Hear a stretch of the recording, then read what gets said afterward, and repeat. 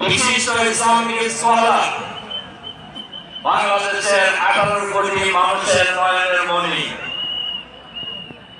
আমাদের এই এলাকা সকল নারী এবং পুরুষের প্রিয় বক্তা এবং প্রিয় মানুষ, আমাদের সকলের প্রিয় সম্মানিত মুফতি আলহাজ মাওলানা হাফেজ আমির হামজা।